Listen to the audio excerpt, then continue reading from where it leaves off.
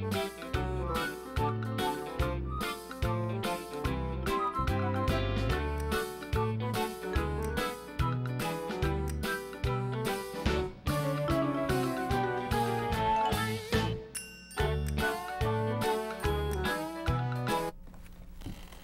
hello there. It's What's Between Us. Yes, my relationship show. Right now, you're the lucky person. You've got us on our live night. This is Wednesday, December 12th, my one and only show for December. This is our big Christmas festive show, and I hope you enjoy it. We're going to be talking about relationships, where we discuss everything all in a G-rated fashion, as though we had an entire studio filled with little munchkins, like my son Trip here. Yep. What have I told you about wearing a hat inside? Oh, your hair's going all funny. Anyway, he's going to be here watching, and there's other people that will be watching with their children, and so it makes it a bit challenging, but it's a lot of fun. We discuss everything in a G-rated fashion. That means no three-letter word with the X in it. It's strictly forbidden.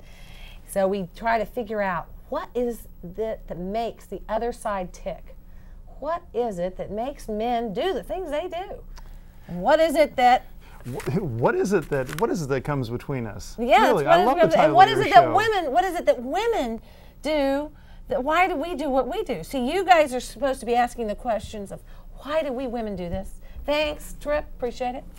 And why do you men do that? So you're representing the male's perspective. I represent the female's perspective. Wait a second, no, I thought I was going to get to do the girl this time. No. This time. This is your first time. Oh, that is my first time. I think it's about time I introduce my co-host, my GG, my gentleman guest co-host. And this time I have Scott Ramsmeier. And Scott, welcome to the show. How do you feel about being on TV? Have you done this before? Actually, I have done some TV work before, but this is the first time I've actually done a talk show, so this is really cool, and I really appreciate the chance to do this. This is going to be a lot of fun. Well, good. Well, it is a kick. We have a lot of fun here, and you know what? You're the third person in our conversation. We need you. You're a very integral part of this show. We need you to call in with your G-rated comments and tell us what you think about the issues that we are discussing, and let's talk about the issues that we're discussing tonight.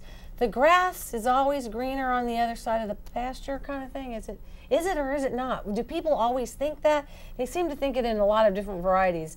Not only who they're with, whether another person they're with is everything they thought they were when they married him. I mean. Yeah, it seems that people are somehow never satisfied with the way things are, and it seems easier maybe just to bail out, go find something else, rather than work on the relationship they got, really put the effort into it, and make the most of that investment. At least that way it seems to me. Yeah, it does. Yeah, because it just, we are in such a disposable environment all the time with television. Instant gratification is the watchword of the day.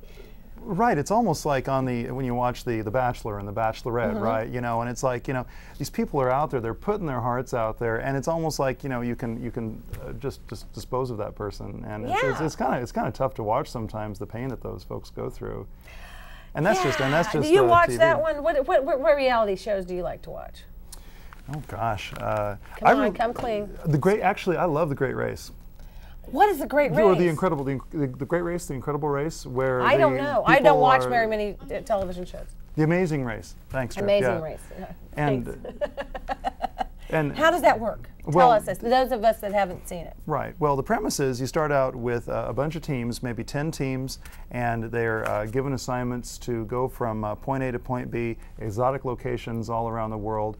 And the interesting thing about that is that you'll have couples, sometimes who are married. You'll have couples who are actually in the middle of getting a divorce, sisters, brothers and sisters, and it's a real variety, and you get to see them in high-pressure situations, like if you can imagine trying to get to the airport this Christmas, and it's like, what are you doing? They're racing to get where exactly? Well, they're supposed to get to a destination and find the envelope with their next set of instructions. Oh, so it's like a giant worldwide scavenger hunt. It's like that, yeah.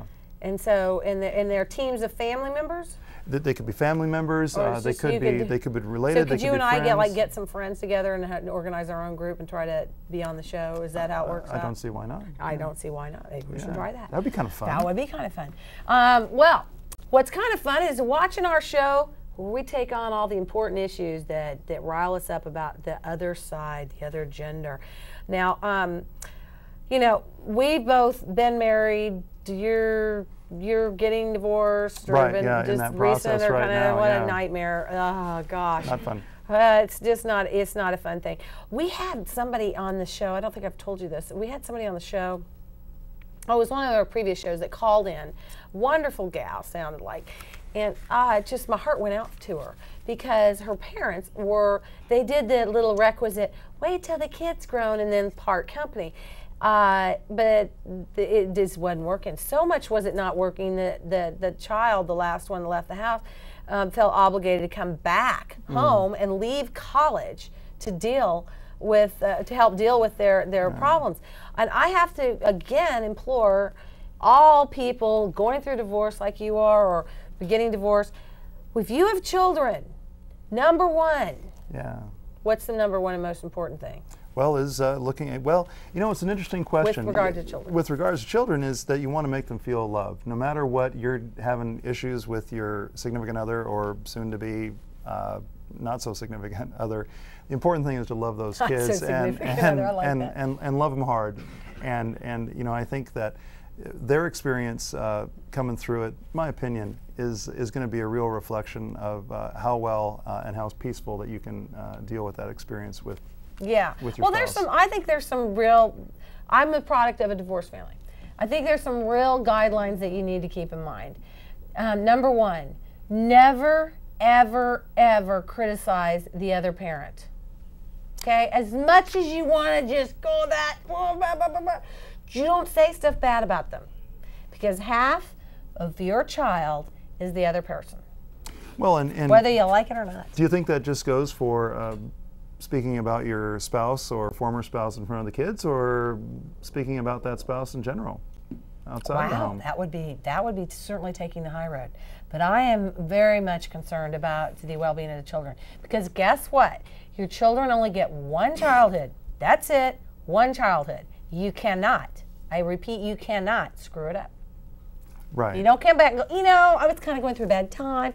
And I was just taking out all my angst and my anxieties about your father, and can we just do that again? We just can't do that. It doesn't work. It doesn't work that way. And, you know, I've heard recently too, of course, you know, when you're in this moment and you're talking to a lot of people, and there's a lot of people out there who've been in this situation, they relate their experiences to you.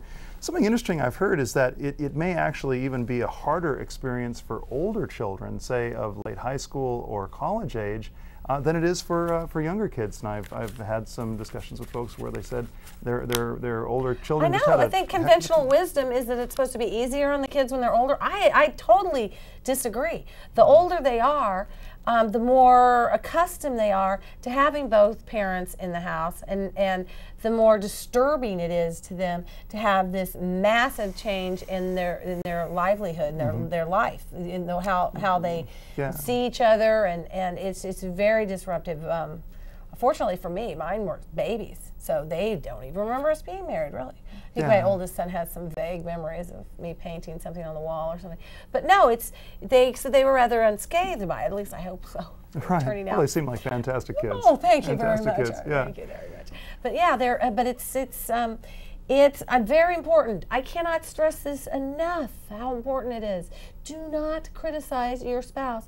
If you have to criticize your spouse, then you say, I got to go outside and make a phone call, and then call one of your best friends and vent all you want. But do not criticize this, and do not use them as a pawn to tick off the other person because you're ticked off at them. Like there's people that go out there, they don't let him. I have a friend who he can't even see his son. I mean, he practically has to get a court order to make sure that he gets the visitation when he's supposed to. So let's not have that. We don't want to. So this is kind of not the lighthearted topics that we that is kind of a heavy number. That's kind of heavy, but I just want to get that out of the way because I think it's an important issue, and it certainly affects the well-being and mental happiness of your children, and that is the most important thing. Well, and I think, you know, it's also will have a lot to do with how you process, right? Because if you're grousing for years and years, and you're unhappy, and you're projecting out all that unhappiness, you know what, I got to believe that where that really affects is you, you know, and it's going to make the healing process harder rather than easier. Yeah, yeah. My opinion. It's like I like it under like acid in your stomach, you know, just filling it up, and it's just all this negative energy, and you just don't want that. You want positive, happy energy, because you know what? We only have one life. That's right. Just like Short they only life. have one childhood, we only have one life, and we can't go back and redo it, because you know what? I was unhappy like 30% of the time. I had this little depression problem, and you don't want to be unhappy any longer than you have to be. So get on with life and welcome it and grab it with all the gusto you can. I absolutely agree. You know, and you can't really, you know, cooperate and operate with in your next relationship until you're really well and operating yourself. So, you know, I'm trying really hard right now to find some new balance in my life in terms of, you know, my mindset. First of all, trying to keep it in the positive, even though it's kind of a tough time right now. Yeah, God, it's got to be really tough. It was really tough for me. I know, because you're, especially men, that you get a certain routine. Men, I think you're even more so routine oriented. You talk to me. You're representing the man side, of course. But they seem to have a routine, and they have to have their home base set. And then they can go out and slay the dragons and make the money and do all that other stuff. And it just disrupts the whole equilibrium, sleep disruptions and things like that. But it takes I hate to say this, but it takes a few years to get over it. You think you're over it, and you want to be over it way before you're over it. And you look back later and you're like, oh, I was so sure I was over it. I was not even close to being over it. Can I have a hanky, please? Yes. Yeah, no, there's no doubt. You get into a comfort. You find yourself in a real comfort zone. That was certainly true in my case. And wow, then you know you find yourself on your own, and it's a real adjustment. It's a rude awakening, isn't it? I'll tell you. Looking for that greener grass. There it is, looking for that greener grass. But you know what? I'm here to tell you, if you are in a situation right now where you've got a marriage or relationship and you're like 1 foot out the door, think really long and hard about it and try to remember what it was that you found that was attractive about this person. There was something, otherwise you wouldn't be with them, that you find adorable. And try to re-energize yourself by thinking that way, because a lot of us, we've talked about this, the honeymoon period. Yeah, you know, and when we're in that honeymoon period, you know, you could break this down to the psychological level and what's going on in the brain when you're falling in love with that person. There's just this tremendous rush of happy brain chemicals, right? And you know, and unfortunately, you know, that doesn't last forever. It might last a couple of weeks, a couple of months, or it might even last for years. I think the requisite time is 3 to 4 months when you have the honeymoon period, where you just can't stop thinking about them, and they are your entire world. And you know, the hormones are flying fast and furious, and the intimate realities are taking place, and that was well those said. Sort of things. And so it's you know, but it's not reality. Well, you know, it's Fantasy a picture. land. It is what it is, and it's a picture. And I like what you said about, you know, if things are getting tough, to try and think about the reasons why you fell for that person in the first place. I think that's great advice. I also think it's important to recognize that we evolve every day. We're not the same person today that we were yesterday. We're not the same person that we were a week ago. Like a computer that's always getting new data input. We're getting updates all the time, and some are great updates. You know, they're really positive things that happen. Other times, you get a lot of error messages. We get some spam, or we get some spyware coming in us, and then we're not good for a while. You know, so recognizing that we're always changing, we're always evolving. I think it's great to remember why we fell in love with someone in the first place, but also, you know, I think it's good not to relate to the person as a picture, as a static entity. That just appreciating. Thank you. That the person is going to evolve in different ways from what we first saw and what we first fell in love with. Okay, let's talk about a little bit about what you first saw. Ladies out there, come on, help us out. Give us a call. We want you to be the third person in our conversation. After all, we're just trying to come through and find and divine the answers to all these mysteries by just talking it out. Because there's one thing everybody has in common. Everybody can feel like they're slightly an expert or certainly have an opinion about, and that's relationships. Because most people actually do have relationships. I haven't for years, but most people do. And so let's call in and give us your opinion on this. We want to hear you. But ladies out there in particular, I've talked to a lot of my girlfriends, and this seems to be a common occurrence. Correct me if I'm wrong, or if you have a divergent opinion on this. A lot of times, we find this guy, and we find, oh, he's so cute. I don't think he's going to like the real. We're thinking these things inside our head. I don't think he's going to like my total package, because it's pretty extreme, like every aspect of my personality. So I'm only going to show him this side of my personality. Yeah. So, you know, I talked to a girlfriend, you know, in college, and she was talking to me normally like this, and then as soon as, and then she was waiting on hold for him to answer the phone. Then as soon as he gets on the phone, hi, honey, just thinking about you. Oh boy. Yeah. Totally different. Totally. Right. Totally radically different personality. Yeah. And then you know, it's like false advertising, because the guy thinks this is this person that's married. I got to admit, I'm kind of liking that voice. Like that? Yeah. Maybe men apparently like that one. Well, but that's not really the total package. And then they get married and they're like, "Ooh, where'd this come from?" Yeah. So I think that's a great point, and it goes to the idea that, you know, you really need to be knowable. You don't just show them what someone that you think that they want to see. Be knowable, be lovable, you know, and be accurate, you know, and you know, let people I think can accept a few warts. You know, we all got them, and I think that if they can't, better to find out in the beginning that that's not working for them, and then say, hey, okay, well, maybe we can be friends and move on. That brings me around to my whole foundation thing. If you have a foundation of friendship before you start letting the hormones go crazy, then everybody's guard is down, which I guess is what you're saying in a long way around it, is she has her guard up because, like my example, when she's first starting to date the guy, because she doesn't know if he's going to like the whole thing. But it's planting doubt in herself, because when she marries the guy, she doubts and is a little scared and trepidatious about whether or not he is really going to love the whole me. Yeah. Because she knows she hasn't been showing the whole me. Yeah. And so there's this insecurity that you bring into the relationship when you first met. And do men ever do this, or is this strictly a female thing? This whole not showing the whole Chiquita. Well, I think, you know, we're almost like our own little marketing executives, right? And so we want to project out just the things that we want people to see, the image that we want people to have of us, right? And you know, it takes a lot of courage to admit that, you know, hey, you know, I snore, or I tend to, like, you know, spaz out when I'm in the sack, and so I might elbow you, you know. And I think it takes a lot of courage to be really upfront about, you know, how you are and how you think. And so the challenge is, on the one hand, we've got the raging feel-good brain chemistry going, where things are going great for us, and we don't want to spoil that.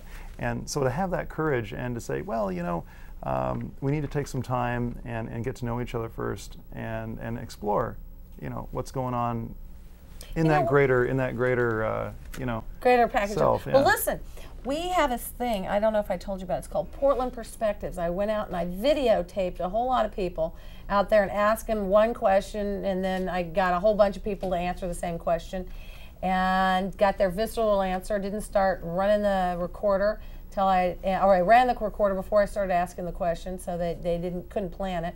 And I want to go to DVD 2, that's DVD 2, and I want to go through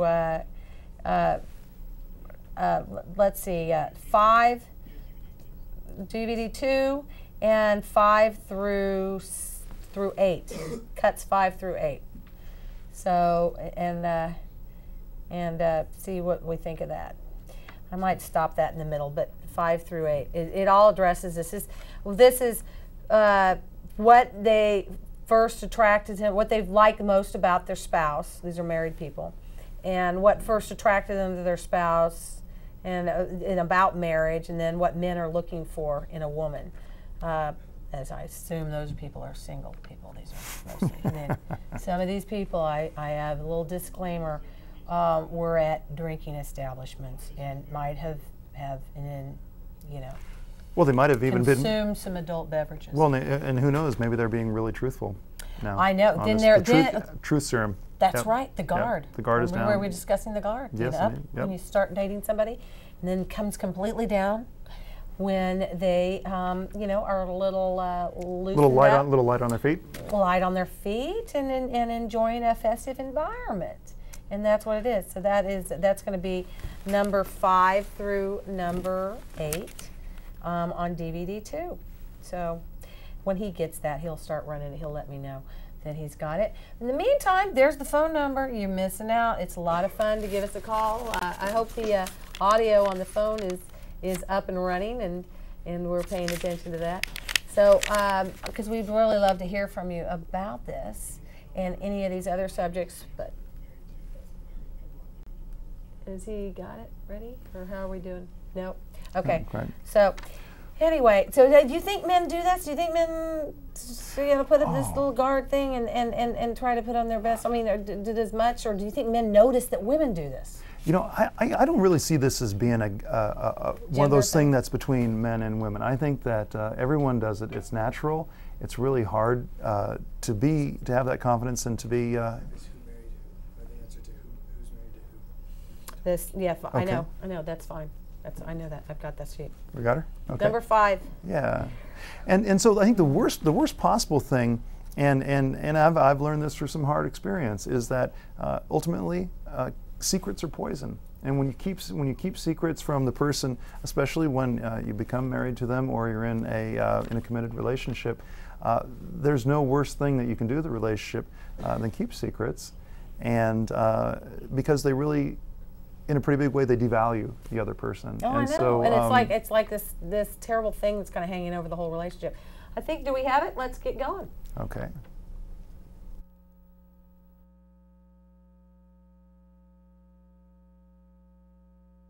When he takes out the trash. He loves the trash. Wait. Her laugh. Her laugh. His hair. Everything, but I can tell you my first attraction to her was her height. You can't see all of me, but I'm 6'3", and she was 6 feet, and I saw her across the hall, and I knew that was it. That he's such a good person, and he's so fair, and whenever I get crazy, he calms me down, and he's just very calming and very fair and rational, and just all around great guy. She's a great person, just a really nice, caring person. My very favorite thing about my husband is how he parents our children. I have a lot of favorite things about my husband. Do I keep going? Go ahead. Anything else? I love his energy. I love that he loves me. And I especially love how he loves our kids. That's the best part. Because she's so great with our kids and very organized, and we have a great time. How funny he is. Everything. She takes good care of herself. Yeah, and I couldn't read you. His sense of family. How about that? Her warmth and her loyalty and her compassion. And can I pick more than one because there's so Go right ahead. She is absolutely the best mother in the world. And I love that about her. And by mother, I don't just mean for the children. She's like my best friend, and she's just great. She's just the warmest person and the most beautiful person I know. And that's all I know. What first attracted you to your husband? Personality. A good sense of humor. And great blue eyes. Hard worker. A very hard worker and very sincere. He was funny and we could dance together. And what's your favorite thing about him now that you're with him? He's still funny. And we talk about dancing. His eyes. A dynamic person, and he's still good looking, and we've been married for 37 years, and we still are best friends.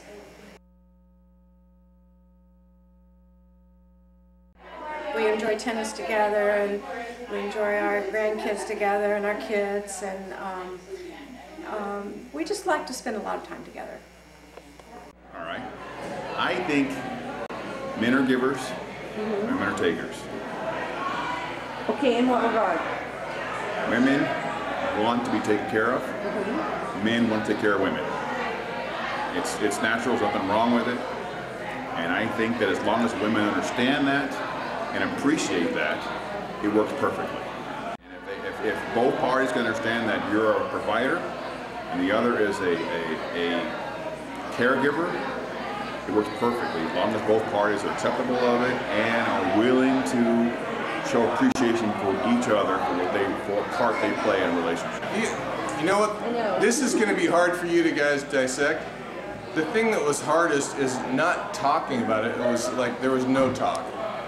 So it was like lack of discussion. Well, I would say then, you know, just lack of communication on my part. The guy sucked. So it was basically all your fault? Pretty much. Intelligence. Okay, that's fine. All right, well, that's interesting. Yeah, especially that last comment. It wasn't a problem of talking; it was a problem of not talking for that guy. It just did not have communication. It sounded like, and I'm assuming that in that self-deprecating of him to admit that he was the one who was not the one talking. Well, it was really honest, and I'm assuming from that clip that it wasn't working out for him at this point, right? That he wasn't married anymore. I don't think so. Yeah, that was at the adult drinking establishment.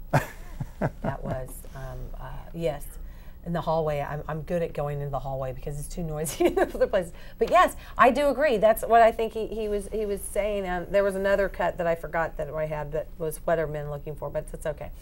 This is really more about the marriage thing that we were discussing. This can happen whether you're married or you're in a living together outside the confines of holy matrimony situation. And that is, you get so comfortable with each other, you quit talking, you quit communicating with each other, and you quit telling each other stuff that's going on, because since you live in the same house with them, you kind of naturally assume, wrongly so, that they know all the stuff that's going on in your life because it's going on in your life and you're living in the same house. So, you know, I used to go to parties just so I could eavesdrop on my ex-husband so I could find out what was going on at work. Yeah. Scary. Yeah, and that's a big assumption to make, that the other person can read your mind and knows what your day was like, and yeah, keeping that communication level up, especially as you know, you feel more comfortable. You're in that comfort zone. You think, you know, why should I share all these details with him? You know, let me pose a question to you. Go right ahead. So do you I think that this is a hard thing for guys. And, my sense is that I think it's harder for guys to initiate that conversation with that significant other. They just, you know, they don't feel the need to communicate as much. And where my sense is that gals just absolutely need that, love it. And by the way, I'm not a doctor. I'm just playing one on TV. Yes, we are doctors of absolutely nothing. Right. So not anything. No Dr. Phil, Dr. Laura, or anything. So with a grain of salt. You know, you're just as much a doctor as we are. Well, you might be a doctor in addition to just as much as doctor in this issue. But it's on relationships, so we want to hear from you. So give us a call. Tell us what you think about these things. Or if you want to bring up another topic, go right ahead. Just jump right in, your bad self. But anyway, go on. And any doctors, you know, social workers, counselors want to call in. We'd love to have we'd love to have the perspective of a real professional. That's right. But we just, you know, it's a disclaimer in that situation. But yeah, the talking stuff, it's just it's so important. Women, they say that women have this, like, you know, frontal. Tell us a little bit about we were going to discuss a little bit about the differences physiologically with our brains, that men's and women's brains are different. That's what's between us. So tell me, what do you know about that? Well, you know, and as a little backstory, my dad was quite a brilliant psychiatrist and neurophysicist. So this just sort of rubs off over time. This isn't but you're still not specialty, a doctor of anything. But your dad was. Okay. I like to play almost doctor a doctor. Yeah, there you go. Oh, right, well, now we don't want to go there. We don't want to go there. But yeah, you know, and I think this can go a long way to explain why, for example, women feel the need to talk things out in a way which may seem to guys, you know, ad nauseatum. But the differences in the construction of the brain affects almost every aspect of how we feel about love, and also in how we feel about the intimate side to our lives. And it's kind of a trippy thing. Did you know that in the first 2 months of life, all of our brains, whether we're ultimately destined to become boys or whether we're ultimately destined to become girls, we start life in the first 2 months, our brains are exactly the same. In fact, our brains are female.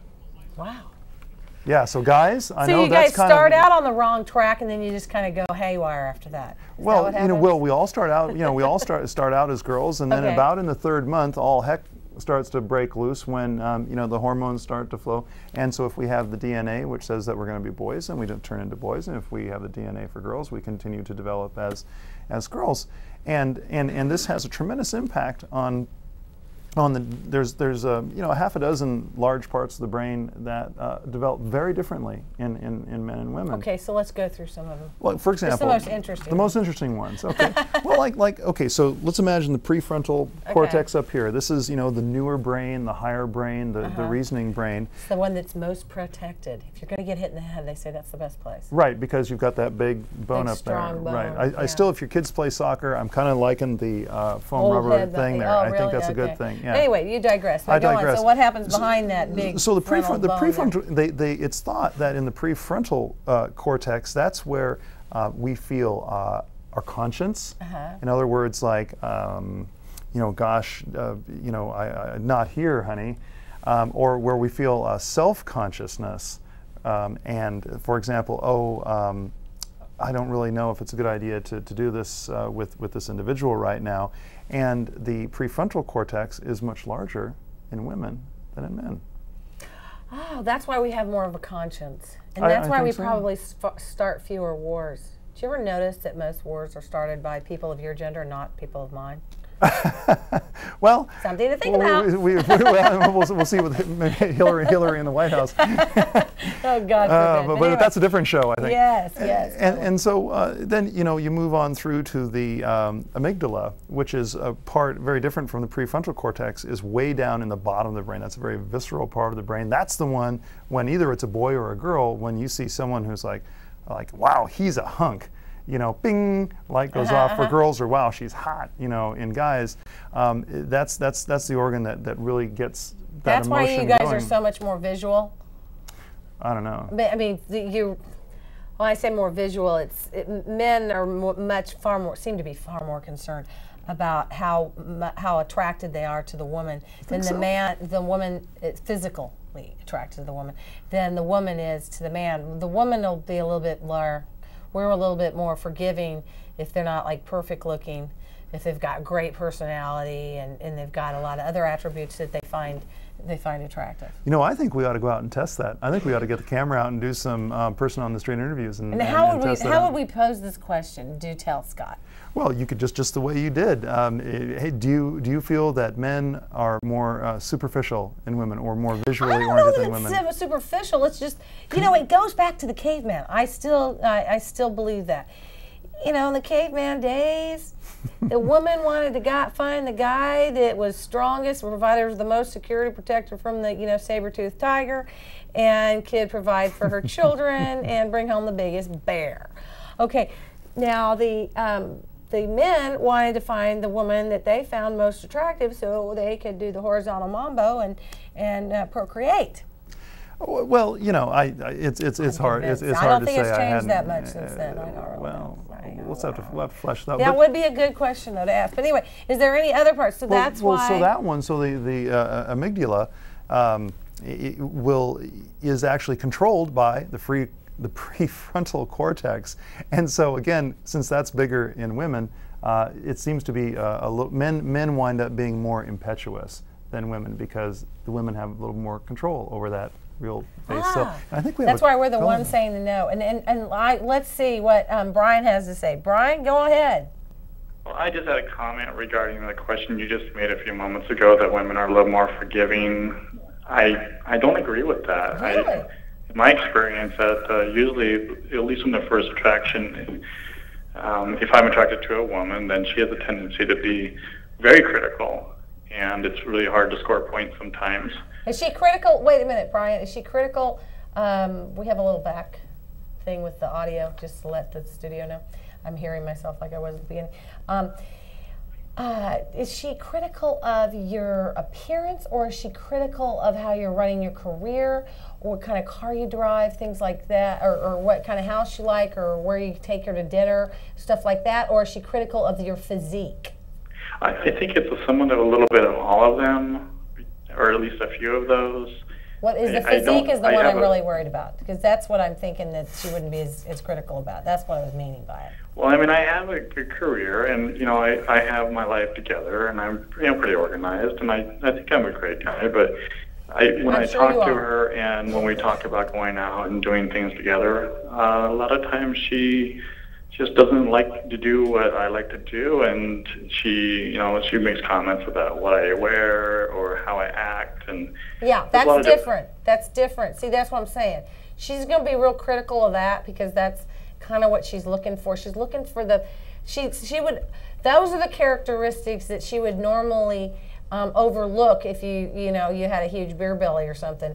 If you were stellar in all those other areas, because that's more what she's focused on. She's not coming over and going, "You look terrible today. You really need to do something about your eyebrows or something." You know, you were getting a unibrow. You know, well, I don't know what men do, but she's not really as concerned about your looks, though, is she? Isn't it mostly other things?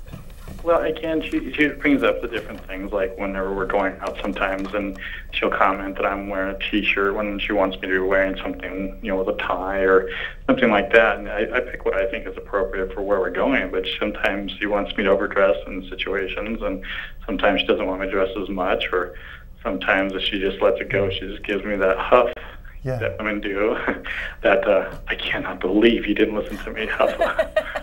Well, it sounds like maybe there's a little misalignment of expectations sometimes, like whether it's that choice of dinner, how we're going to get dressed up, the people that we're going to go there with, and maybe it's a case of spending some time, maybe just some time before those events are coming up on the calendar. And we like to be spontaneous, but maybe taking a little extra time, getting a line in advance.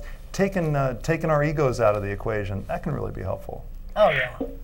Well, one thing I found, the reason I even say this is because the comment was that women are a little bit more accepting of it. And I mean, all my friends and, previous marriage I had, they've always been really critical of me and my appearance of whatever nature. And myself and my friends all agree that we're not quite as critical about that. And so I guess I just didn't agree that women are as accepting as it is, as Lisa may have indicated. Okay. Brian, when you go back to your last relationship, okay, what first interested you in that woman? Well, I think it was her very spontaneity. First thing. It was her spontaneity. She was a really fun person to be with and very active in the community and such. And it wasn't at all, it had nothing to do with her appearance? No, not really. I mean, it was, we've known each other for many years. So you weren't attracted to her? You just were attracted to her personality? You weren't really physically attracted to her? Well, we'd known each other for many years before we dated, so it wasn't an instantaneous type relationship. So it just seems like when we started having our relationship, just the entire venue changed, and she was like a complete different person. Wow. Wow. Yeah, that's anyway, that's all I have. I just want to note that I think a lot of times women seem to be a little more critical than men a lot of times when it comes to appearance. Oh. Thank you very much, Lisa. Thank you, Brian. Appreciate you calling. Good luck to you, man. I think, I mean, I can see where he's coming from on a lot of that, but we are really critical. But men can sometimes be really critical too. But what do you think men are mostly critical about? Do you think there's any sort of category? This is all about generalizations. You're watching What's Between Us, where we take on all the weighty issues, the important issues, to face men and women when they try to relate to each other. So call in and give us a call like Brian did. See, it's fun. It's easy. Give us a call and be the third person in our conversation. Well, let me try something out on you here. Go ahead. Okay, not a doctor 101. Yes, so not a doctor. I wonder if sometimes that criticism is coming from a place where that person isn't really happy themselves inside. And Brian, the partner that Brian was speaking of, it seemed to him that she would nitpick about his dress, the location where they were doing, and it wasn't working out. I wonder if maybe underlying, there was maybe some insecurities or some unhappiness, and she felt her needs weren't being met, and so then that translates up into this this kind of judgy, critical thing. I wonder if just there's more backstory there than we're seeing. Yeah, I mean, a lot of times I imagine we mirror our own insecurities and are critical. And that's another thing that's a great topic. Why is it that people are the meanest to the people they should be the nicest to? You know, like their spouse. Yeah, yeah. Well, again, I think, you know, I think that happens when people start to take each other for granted, right? And when you take each other for granted, you start to overlook a lot of the good stuff that they're doing for them day in and day out. Mm-hmm. And you begin to shift your focus to the negative, and you're not putting your own energy into the relationship as much as you should, and it can spiral from there. I know, it's going to get ugly. And let's see what Mark thinks. And just a FYI to this control room, we've been having some of that echo, like I've got an ear infection or something going through our audio when the last caller was on. But let's see how this one goes. Go ahead. Is this Mark, or is this our regular caller, Mark? That's right. Oh, Mark! Mark was a GG, a gentleman guest co-host like you. Hey, Mark. Hi, good to see you. Hey, good to chat with you. Merry Christmas. Merry Christmas. Do you like my festive little Christmas sweater here I got going on? Mm-hmm. Jingle bells. All right, Mark. Awesome. What do you want to say about all this stuff? Well, I'm going to bust opinions. you. You're saying that the ladies don't prefer good-looking guys, and oh, they do. I just don't think it's as high on the priority list as it is on men. Mark, I'm sensing you're not. I'm sensing you're disagreeing with that. Am I wrong on that? Well, I was in a position, without breaking any confidentialities, but I was in a position to listen to women complain about men in a confidential setting. Uh-huh. I'm not going to say anything more about that setting. He's eavesdropping. I'm not a professional. A ladies' luncheon or something, right? No. I actually, it was my job to listen. Oh, okay. And I'd hear these ladies talk about, boy, he makes me so mad, I'm ready to kick him out. And the only thing I'd say is, well, why don't you? And they'd say, oh, I look into his eyes and I just know he's the guy for me. He's so pretty. And, you know, it's a physical attraction. Well, cute can go a long ways. Cute goes a long way. It does go a long way. I obviously, women would prefer, if a woman's not attracted to the guy at all, she is not going to stay with him. My whole comment was primarily that, in general, it's just like when you get married.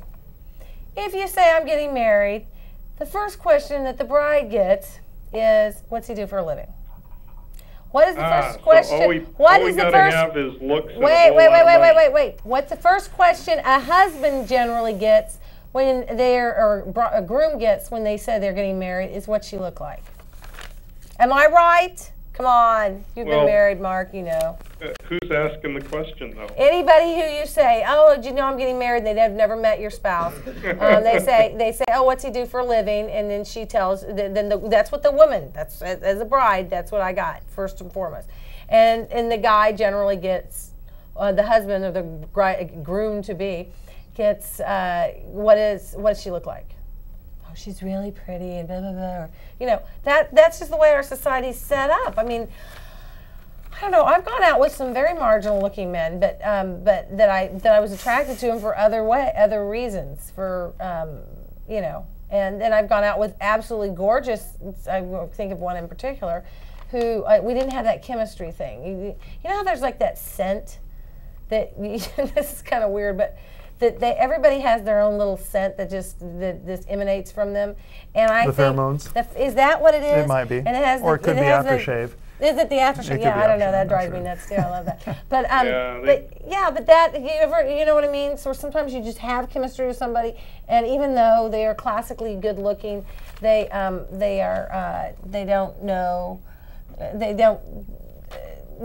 do anything for you.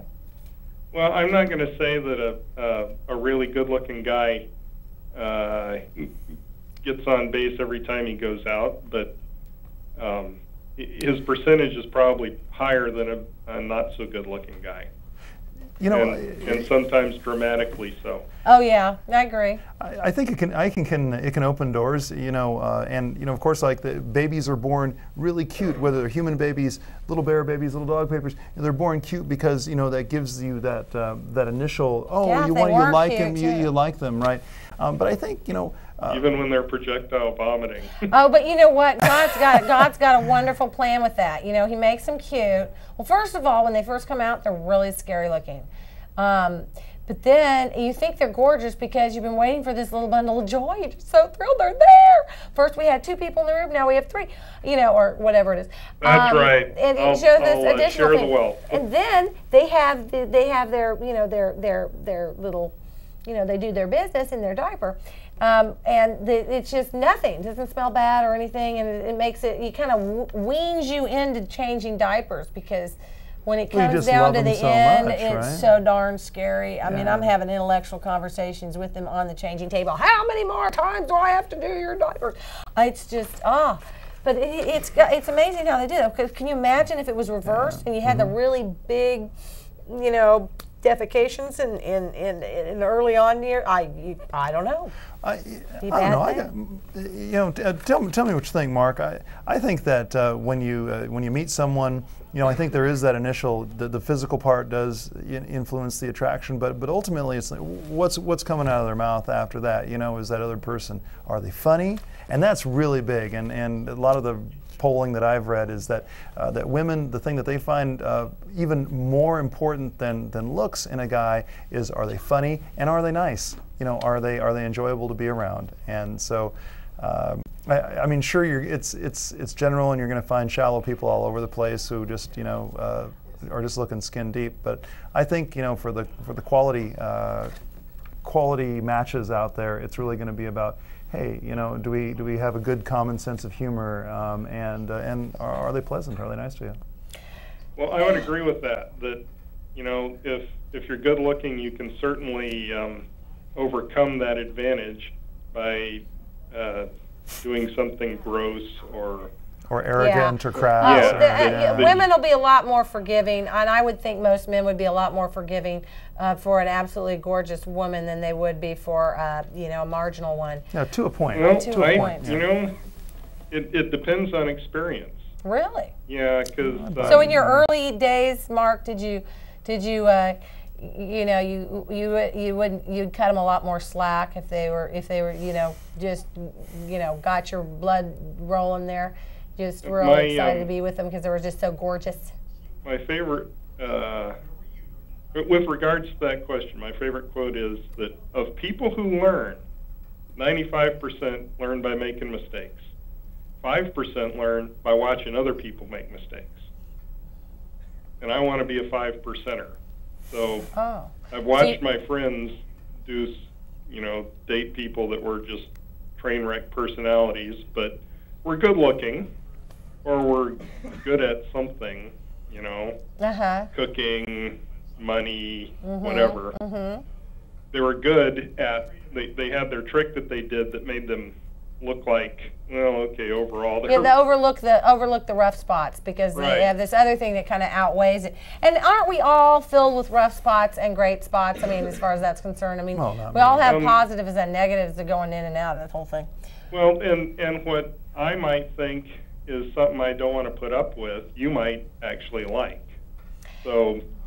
Yeah, well, then also, yeah, we're also different, and you know, a lot of times, things that you find most endearing and cute and wonderful when you're first dating are like the things that drive you the most nuts after you've been with them for like a lot of years. Yeah, that's where the train wreck personality comes in. Yeah. That, you know. Well, I think you need to. You know what else? What about keeping score? You know about keeping score? Like what's his name? John Gray.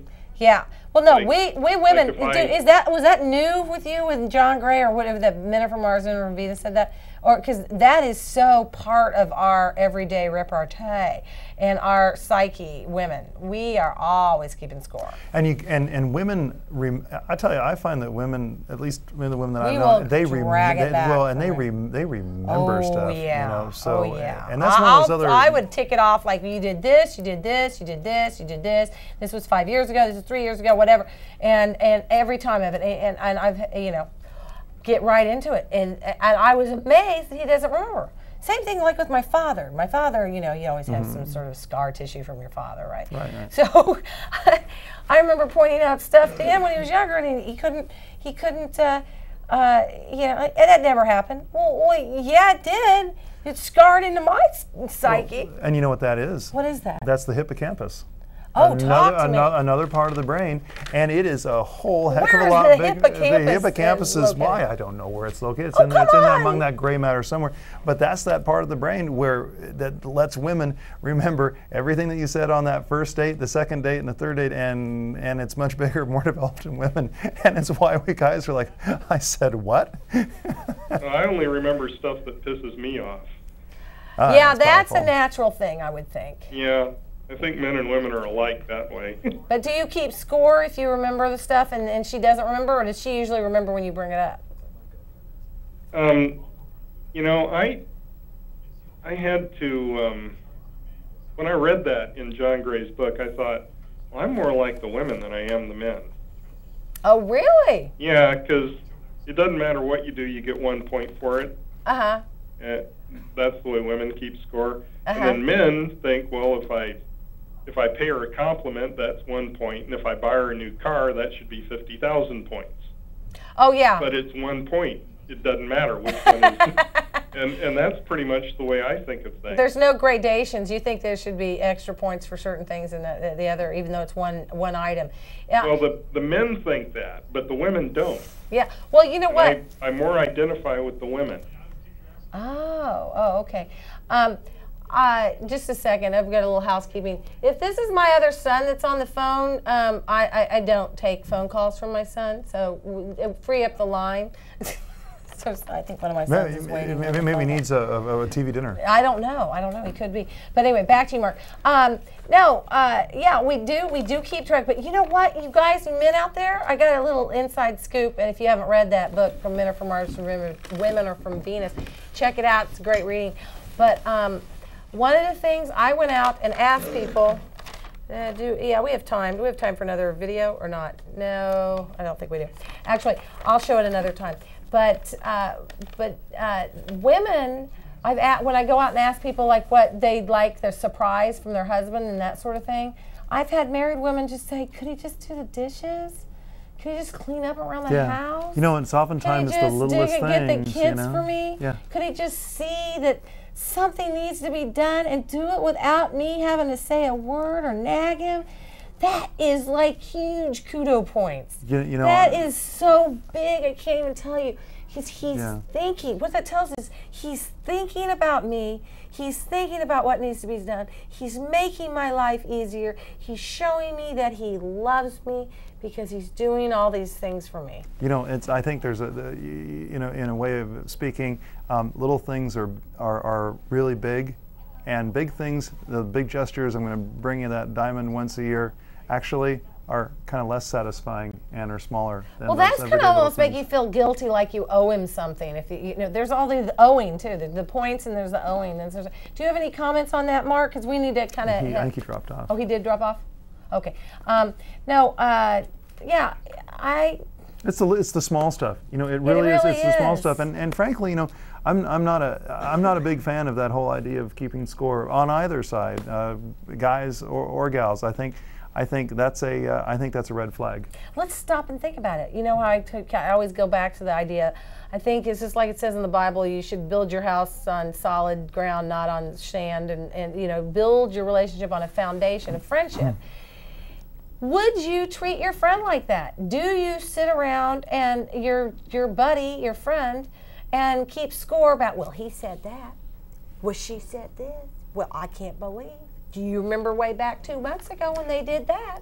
We don't do that with our friends. No. We only do it with our significant others. Well, you know, and I think if you look at the best friendships, whether that's between, you know, folks of the same gender, or if they're in a you know, committed relationship, the best relationships are one where people aren't keeping score, and they give all the time, and they don't expect in receive, and they do something, and you forget about it, and that's really you know, that's I guess in the grand scheme, that's the beautiful thing about giving.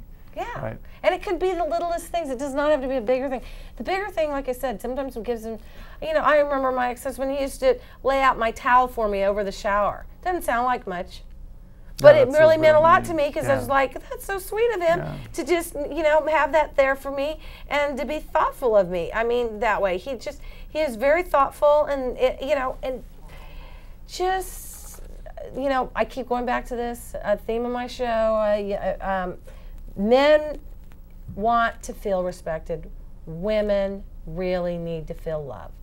If you're upsetting your spouse in any way, shape, fashion, or form, and you're a guy, it's usually because you made her feel unloved. If you're upsetting your husband, it's usually because you dissed him. He doesn't like to be dissed. Do not disrespect your husband. You know, you said it in a tone of voice that was disrespectful or condescending or something like that, or somehow not respectful. Yeah, you said it in a way, guys, that made her feel like nothing, not like she's loved by you, and she should feel loved by you. And it says it in the Bible. Women are to love, women are to respect their husbands, men are to love their wives, and that's a reason it's not the other way around.